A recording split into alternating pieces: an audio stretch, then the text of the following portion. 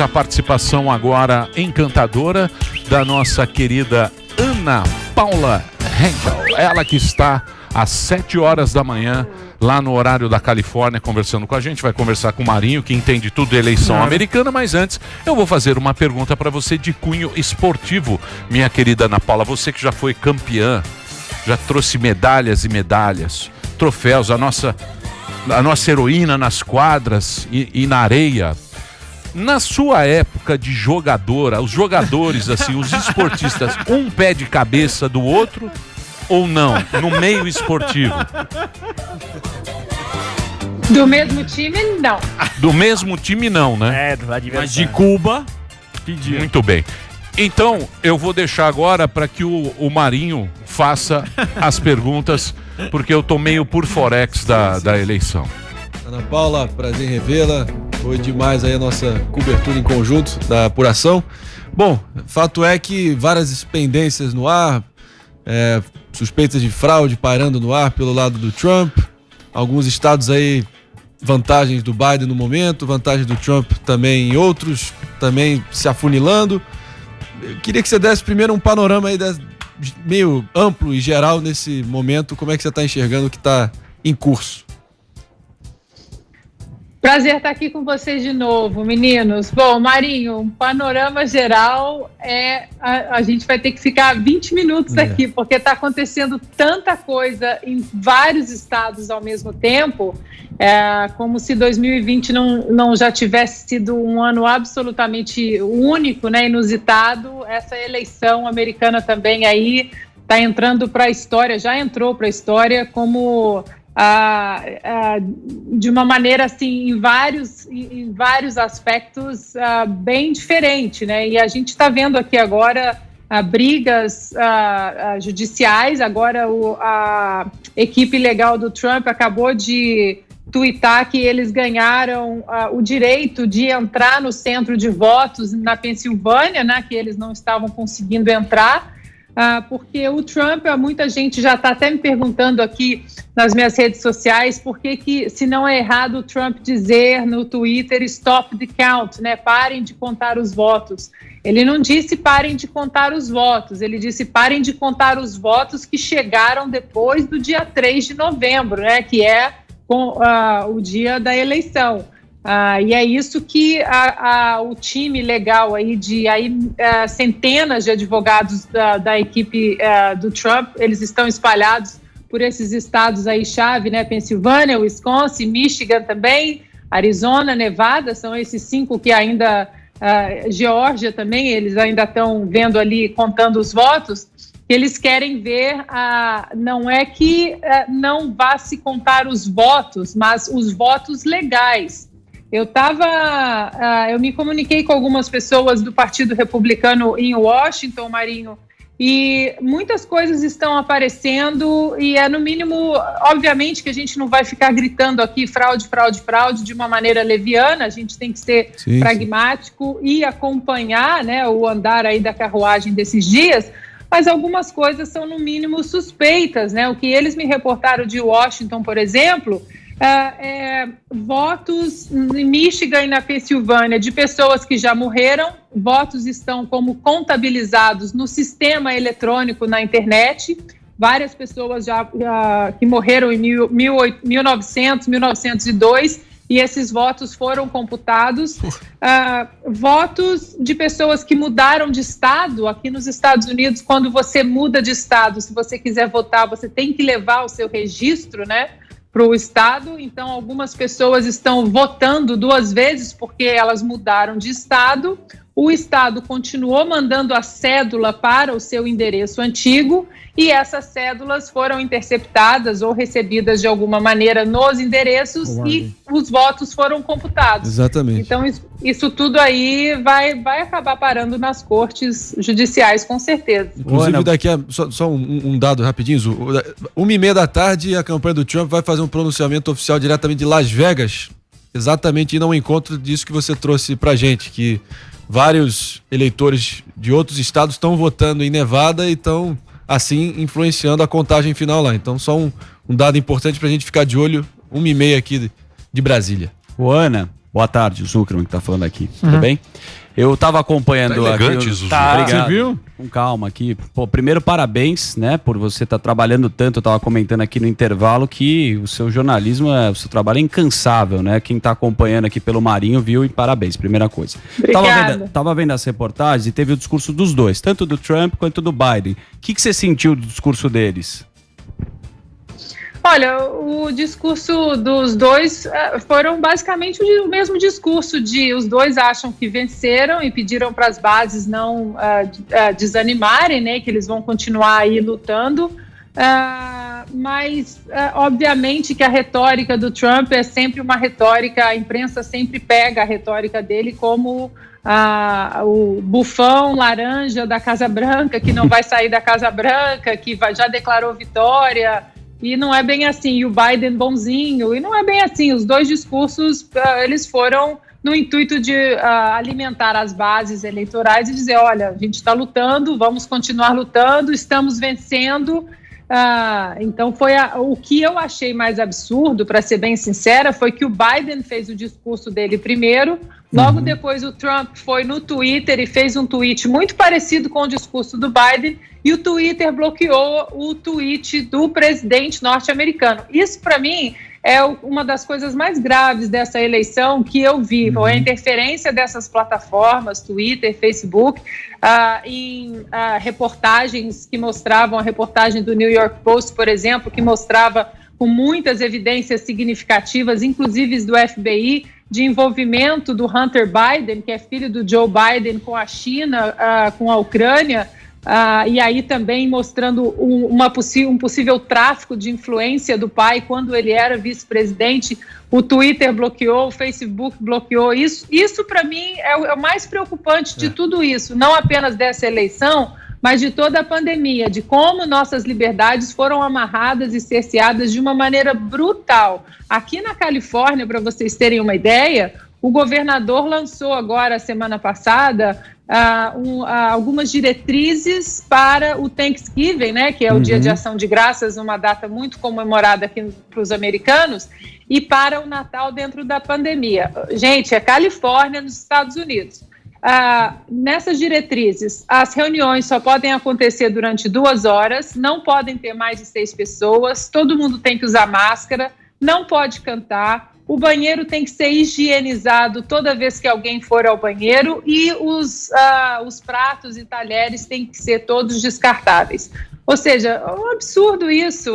A gente está vendo aí, é por isso que eu sempre fico repetindo muito nos pingos também, nós temos que tomar muito cuidado com várias coisas dentro da pandemia, coisas do nosso dia a dia, mas principalmente a nossa liberdade em várias vertentes que está sendo tolhida de uma maneira muito ditatorial. Ô Ana, tudo bem? Ô Morgado aqui. Deixa eu fazer uma pergunta. Aqui eu acabei recebendo, como a gente repercute aqui no Pânico e nas redes sociais, eu acabei recebendo uns vídeos aqui e eu queria saber se isso repercutiu aí também, de um flagrante de contagem de votos em Atlanta, na Geórgia, onde o cara aparentemente pega uma cédula, amassa, bravo e joga no lixo. E pedir para você, se puder também atualizar sobre o Arizona. Gordão tá. Gordão do tá demais, né? Gordão redneck. Ele tinha que estar comigo lá na Gordão. Vão pedir minha cabeça também? Fala, Gordão. O Arizona é um estado que entrou numa controvérsia grande aqui nos Estados Unidos, principalmente envolvendo um canal considerado até então um canal de apoio a Donald Trump, mas que a gente sabe que tem vários infiltrados democratas ali dentro, que a Fox News colocou o Arizona na coluna dos democratas muito cedo, né? Então teve aquela controvérsia toda, eu estava no ar com o Marinho, inclusive, na madrugada aí no Brasil.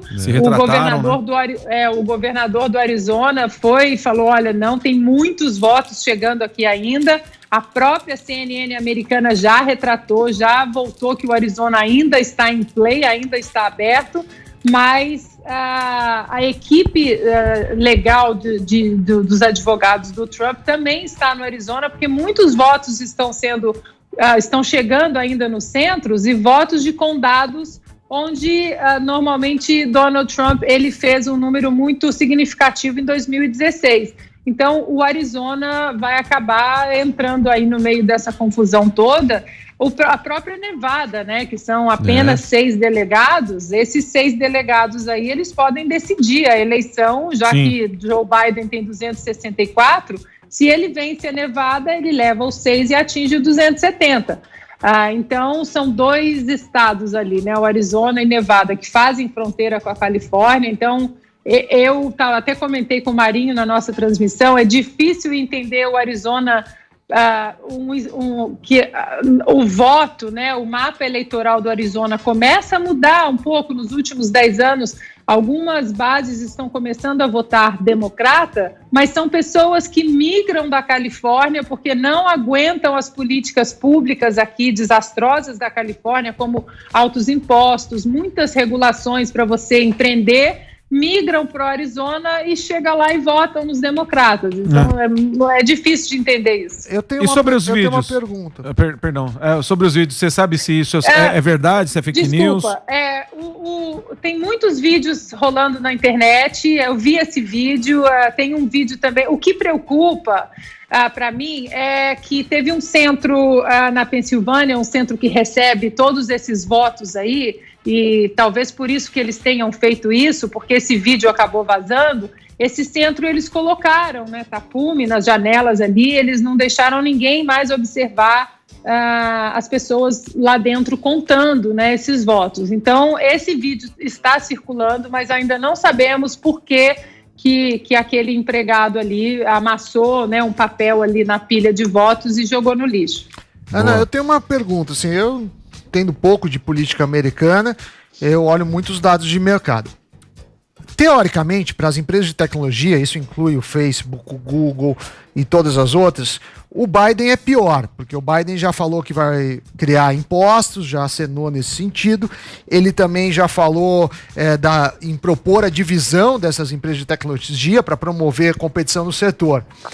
Então, por que elas estariam supostamente ajudando ele e não o Trump, se é para ajudar alguém? Assim, eu não entendo muito essa lógica, assim, né? Por que eles ajudariam alguém que os prejudicará? Assim, se o Marinho quiser responder, porque eu não vejo muito desse... sentido, não entendo, né? Muito, não vejo sentido nesse... A lógica, Sami, na seção 230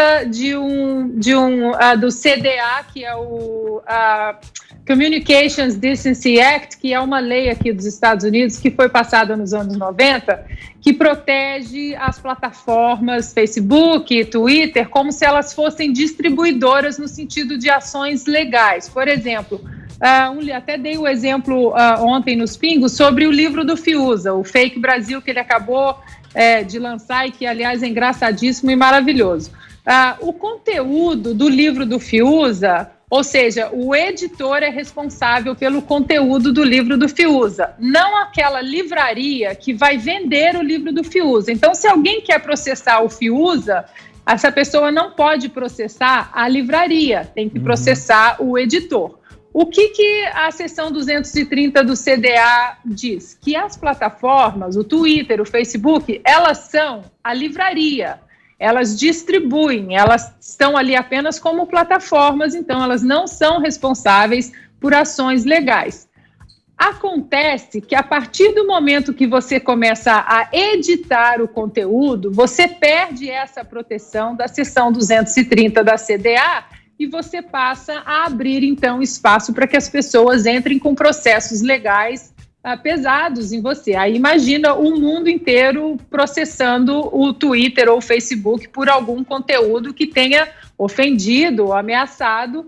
Aí eles não passariam mais a ser a livraria ou distribuidor e passariam a ser editores. O que Donald Trump está ameaçando fazer, inclusive a semana passada o Jack Dorsey esteve numa reunião virtual com membros da comissão do Senado, né? Exatamente porque o Donald Trump já disse que se ele vencer, ele vai repelir essa seção 230 do CDA, que protege as plataformas, que coloca as plataformas como distribuidoras, isentando-as de qualquer processo litigioso. E porque a gente está vendo que o Twitter, por exemplo, eles estão editando muito material, ou seja, eles perderam a aura de distribuidor. Então, essa é uma briga que Donald Trump tem com as plataformas e que aí eles perdendo a proteção da seção 230, o bolso do Twitter, do Facebook é fundo e as pessoas vão começar a entrar com muitos processos contra as plataformas. E esse é o problema também, o Google também, o YouTube, Sim. o que ele diz que ele fala, eu sou um distribuidor de vídeo. Não, sim. Quando você assina lá, você é responsável por aquilo. Exato. Ele Você só publica. distribui. Ele é tipo um catálogo. Isso, como ela De deu o Não, isso eu exemplo da entendi, editora mas da por que livraria. que eles preferem o Biden? Acabou de explicar, porque o Acabou Trump de tá explicar, pô. colocando... Você fica corrigindo prova. Colocou em risco a situação hein? dos caras que eles podem perder uma grana absurda. Porque se alguém... A culpa vai para os caras agora, né? Da plataforma, ônus é pro deles, né? dono da plataforma. E eles mudam a política do jeito Exato, que eles querem, né? Exatamente. Se você aceitou ali, Exato. eles mudam do jeito que eles querem. Você tem perguntas, Tenho, meu querido? tenho. Com a Eu sua tenho. própria voz? Com a minha própria voz, queria perguntar para Ana Paula, o que você acha, que você tem um conhecimento histórico dos Estados Unidos, toda essa polarização, como você acha que vai terminar essa instabilidade toda dessas eleições nos Estados Unidos? Vai ter quebra-quebra? Como você acha que vai terminar? Tá animado, hein?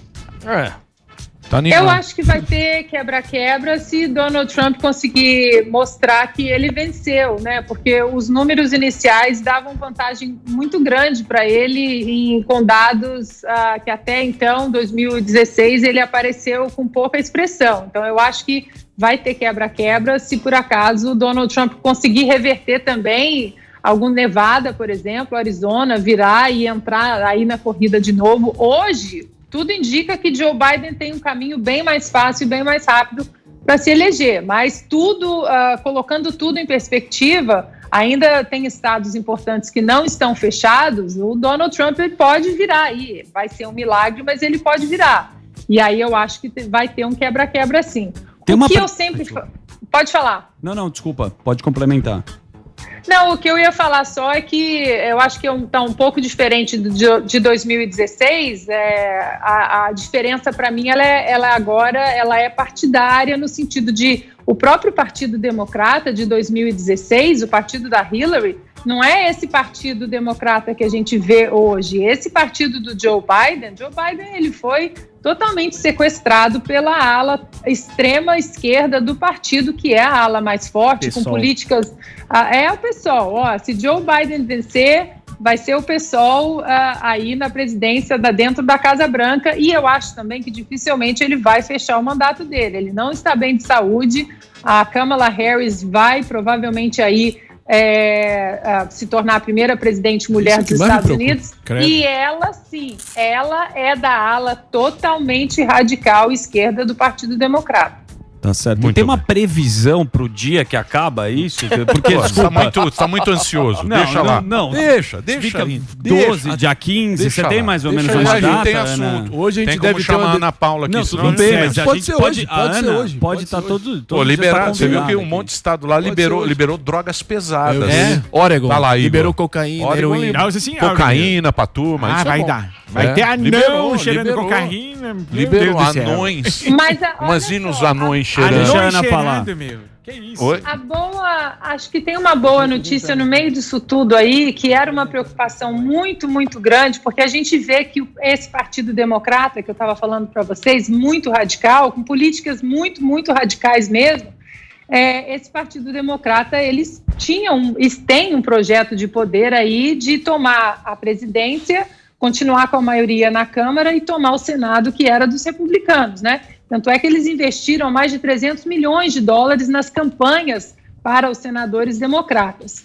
E dentro desse plano deles, o que eles queriam também, tomando a presidência, a Câmara e o Senado? Aumentar juízes na Suprema Corte Americana, fazer de DC, que DC vire um estado e ali é majoritariamente democrata, daria mais delegados democratas para o colégio eleitoral. Só que a boa notícia disso tudo aí é que os republicanos conseguiram fechar o Senado com maioria. Então, esse projeto de poder aí, a gente vê que a América ainda está respirando e reagindo nos checks and balances, né, nos pesos e contrapesos, freios e contrapesos aí, que agora esse projeto não adianta, ele não vai seguir. Tudo que a Câmara muito republicana passar, mesmo com Joe Biden na presidência, vai morrer no Senado. Isso é um alívio. E aí, entrando um pouquinho na área do Sami, talvez tenha sido por isso que ontem o mercado deu uma animada de novo, porque viu que essas medidas por exemplo, o Joe Biden já disse que se ele for presidente, ele vai revogar a reforma tributária do Trump, que foi uma reforma muito robusta, muito benéfica para o país. Ele disse que vai revogar. E aí o Senado agora, nas mãos dos republicanos, eles vão conseguir parar muitas medidas drásticas que os democratas vão tentar empurrar. Ô, Ana, Oi, encerrou? Não, você tá meio o Jô Soares, tá fazendo muita maravilha, vai pra cá, eu só fiz uma pergunta. Não, pode fazer que eu tenho uma pergunta filosófica. Tá, é que eu queria saber que ações extremistas que a Câmara poderia tomar que impactam na vida dos americanos, assim, que você citou que ela é da ala extremista. Que tipo de ações eles poderiam tomar? Primeiro, a ação de um governo federal mais forte, né? Você tirar aí, você mexer no DNA americano, que exatamente os estados com uma autonomia, uma independência, e você centralizar o poder mais no governo federal, você aumentar muitos impostos, você tentar passar aí, ajudar a passar uma lei abortiva nos estados mais branda no sentido para o aborto, né? Eles empurram a filosofia de que a mulher ela pode decidir em qualquer momento da gestação o aborto, o direito de voto para presidiários de dentro da cadeia, para pedófilos, assassinos, estupradores, política de fronteiras mais abertas também, fazer com que 11 milhões de imigrantes ilegais se tornem cidadãos imediatamente. Obviamente, esses 11 milhões aí votariam no Partido Democrata para sempre. E isso que eu falei antes, você aumentar um número de juízes na Suprema Corte, você mexe muito com instituições que estão sólidas aí há 200 anos. Mas isso, 200 anos. Então, com a maioria republicana no Senado, esse plano mirabolante caiu por terra, não vai mais rolar. Você que pensa, bonitão. Vai, pô. Você que pensa. Ué, Deixa eu fazer uma pergunta filosófica pra você. O quê? Não vai. Não, você vai entender agora. Então diga lá. Eu tava vendo, não sei se foi Twitter, não sei quem que me mandou, se foi em grupo e tal, a pesquisa. Diga. A pesquisa que teve lá. Se você pegar a pesquisa americana, os Estados Unidos, eu não imaginei que fosse tão dividido. Porque ele é dividido em classe social, porque você acha que o cara que é mais velho vai ser republicano, o cara mais jovem tem mais o espírito progressista, é o cara mais ligado, mas não, é geral, em grana e em faixa etária. Estados Unidos não é um país de moleque, é um país de senhorzinho. Quanto mais na faixa etária sei lá, 49, 51, é pau a pau. É dividido geral os Estados Unidos em grana, em faixa etária, cara. Você pegar essa última pesquisa, deu isso. Por que, Ana Paula Henkel? Eu te pergunto. É dividido pra cacete. Isso a gente pode voltar um pouco na história, Emílio.